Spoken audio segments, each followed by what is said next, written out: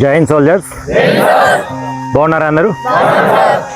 మీరు మిమ్మల్ని ట్రైన్ చేస్తున్న విధానం కావచ్చు, నేను మొత్తం వీడియోస్ చూస్తూ ఉంటా. మీరు ఎర్లీ మార్నింగ్ రన్నింగ్ చేసే విధానం కావచ్చు, మిమ్మల్ని ట్రైన్ చేస్తున్న విధానం కావచ్చు, ప్రతిదీ నేను చూస్తూ ఉంటా. చాలా మంచిగా అనిపిస్తుంది. తను చెప్పిన 2011-12 ఆ టైంలో మేము ఒక డిఫెన్స్ అకాడమీలో మీలాగే జాయిన్ అయిన స్టూడెంట్స్ అనమాట. ఆ టైంలో మీరేమని పిలుస్తారు? సార్ అని పిలుస్తారా, గురువు గారు అని పిలుస్తారా, వస్తాదని పిలుస్తారా నాకు తెలియదు. కానీ మీలో బెస్ట్ స్టూడెంట్ ఎవరో తెలియదు. రన్నింగ్లో కావచ్చు, ఈవెంట్స్లో కావచ్చు, ఆ టైంలో బెస్ట్ స్టూడెంట్ అనమాట తను.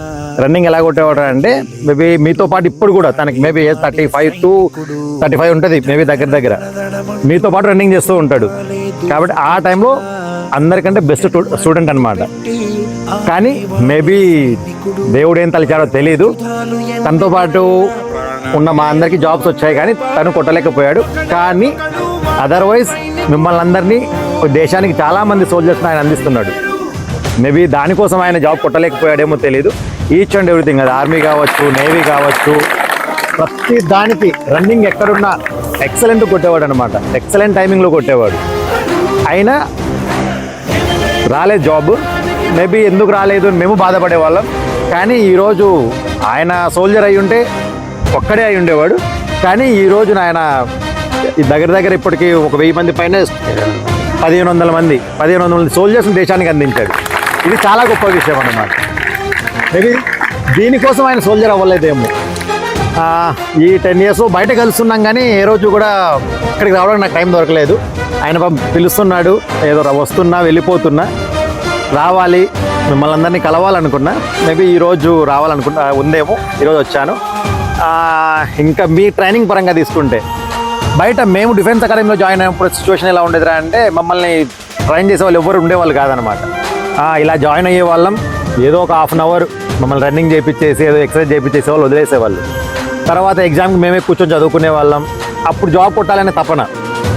మేమున్నప్పుడు అంత కాంపిటీషన్ ఉండేది కాదు, కానీ ఇప్పుడు మీరున్న సిచ్యువేషన్లో చాలా కాంపిటీషన్ ఉంది. అప్పుడు మాకు పెద్దగా ట్రైనింగ్ ఉండేది కాదు, ఏముండేది కాదు. మా తపన ఉండేది జాబ్ కొట్టాలి, ఎలాగైనా సంపాదించాలి, సెటిల్ అవ్వాలి అని.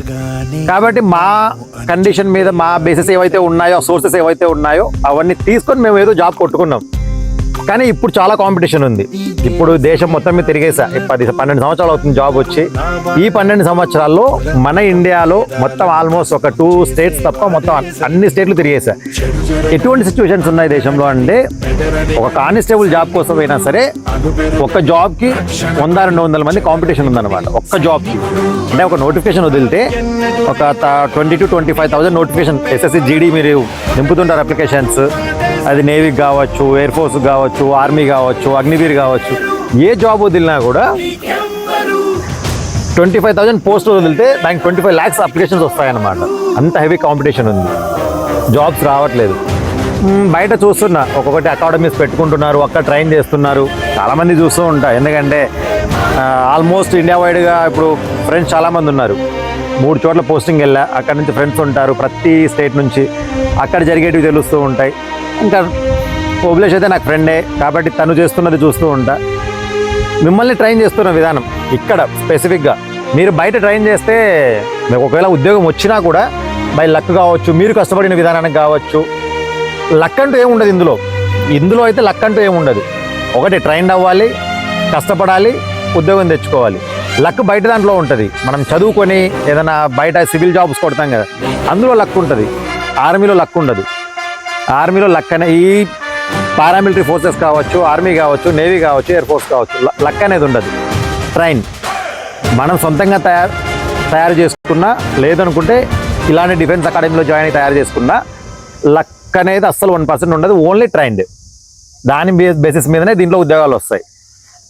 మేబీ మాకు అప్పుడు ఎవరు చెప్పేవాళ్ళు కాదు మెడికల్లో ఏం జరుగుతుంది, ఎగ్జామ్స్లో ఏమేమి వస్తాయి, ఇలాంటివి ఏమి తెలిసేది. కానీ మీకు 99% ఇక్కడే ట్రైన్ చేస్తున్నాడు ఒక సోల్జర్గా. ఎవరైతే జాబ్స్ వస్తాయో, సెలెక్ట్ అయిపోతారో వాళ్ళకి 99% వాళ్ళు సోల్జర్గా ఇక్కడే తయారవుతున్నారు. ఎందుకంటే నేను చూస్తున్నా, మీ ప్రతి వీడియో చూస్తా. మీరు ఈవెంట్స్ చేసేది కావచ్చు, మీరు రన్నింగ్ చేసే విధానం కావచ్చు, మెడికల్కి తీసుకెళ్తుంటారు, మిమ్మల్ని హాస్పిటల్స్ తీసుకెళ్తూ ఉంటారు. నేను ఆ వీడియోస్ చూస్తూ ఉంటాను. ఎగ్జామ్ కూర్చోబెట్టి ఎగ్జాములు రాపిస్తూ ఉంటాడు, మిమ్మల్ని చదివిస్తూ ఉంటారు. ప్రతి వీడియో చూస్తూ ఉంటాను అనమాట. మీ సరే పెడుతూ ఉంటారు, స్టేటస్లో పెడుతూ ఉంటారు, ఫేస్బుక్లో అప్లోడ్ చేస్తూ ఉంటారు, ప్రతిదీ నేను చూస్తూ ఉంటాను. ఈ లెక్కన ఒకవేళ మాకు ట్రైన్ ఇచ్చి ఉంటే ఆ రోజు మేము కష్టపడ్డాం, 1 or 2 years కష్టపడ్డాం, ఆ రోజు అలా ఉండేది కదా. కానీ మిమ్మల్ని ట్రైన్ చేస్తున్న విధానానికి అంత టైం కూడా అవసరం లేదు, చాలా ఈజీగా జాబ్స్ వస్తాయి. కానీ కాంపిటీషన్ హెవీగా ఉంది, ఇది దృష్టిలో పెట్టుకోండి. ఇక్కడికి వచ్చారు కదా, తల్లిదండ్రులు చెప్పడం వల్లనో, అరే ఉద్యోగాలు లేవనో, వాళ్ళు ఏదో అంటున్నారనో, ఇది మనసులో పెట్టుకోకండి. ఎందుకురా అంటే ఈరోజు ఈ వయసులో ఏమనిపిస్తుందిరా అంటే మనకు భవిష్యత్తు మీద కాకుండా కొన్ని అదర్ యాక్టివిటీస్ మీద మనసు లాగుతూ ఉంటుంది. ఈ వయసులో అది కామన్, మేము కూడా అదే వయసు నుంచి వచ్చాం కాబట్టి అది కామన్. అంటే అవి చేయాలి, కోతి వేషాలు, వేరే దానికి మనసు అంటే ప్రతిదీ ఉంటుంది అనమాట, ఎంజాయ్ చేయాలి, అదంతా ఎలా ఉంటుందిరా అంటే ఈ వయసులో కామన్ థింగ్. కానీ ఇవన్నీ పక్కన పెడితే ఉద్యోగం లేకపోతే ఏది ఉండదు. బయట ఉందిరా అంటే ఒక్క డ్రెస్కే ఉందన్నమాట, ఆర్మీ. అబ్బాయికి అబ్బాయి చేశాను క్లాస్